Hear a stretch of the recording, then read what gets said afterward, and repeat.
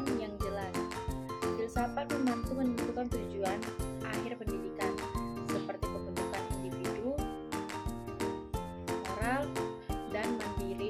Tanpa filsafat, pendidikan cenderung kehilangan arah, hanya berfokus pada aspek teknis atau paradigmatis tanpa mempertimbangkan pernyataan berdasarkan mengapa kita mendidik, untuk apa tujuan kita akhirnya nanti.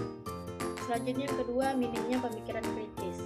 Filsafat mendorong siswa dan pendidik untuk berpikir kritis, mempertanyakan asumsi dan mengembangkan pemahaman yang lebih mendalam. Tanpa filsafat, pendidikan dapat berubah menjadi proses yang mekanis dan dangkal, yang hanya mementingkan hafalan atau keterampilan teknis tanpa membangun kemampuan berpikir selektif. Nah, yang ketiga, kritis nilai dan etika. Filsafat memberikan dasar moral dan etika dalam pendidikan.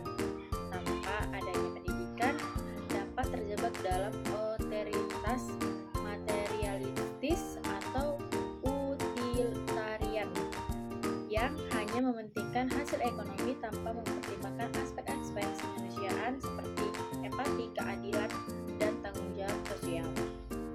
Yang keempat, pendangkalan pemahaman manusia. Pendidikan tanpa filsafat cenderung memandang manusia secara sempit, misalnya sebagai sumber daya ekonomi semata. Ini mengabaikan dimensi manusia yang lebih kompleks seperti spiritual, budaya, dan etika, yang semuanya penting untuk mengembangkan individu yang utuh. Nah, selanjutnya saya akan menjelaskan bagaimana kesimpulan dari penjelasan saya.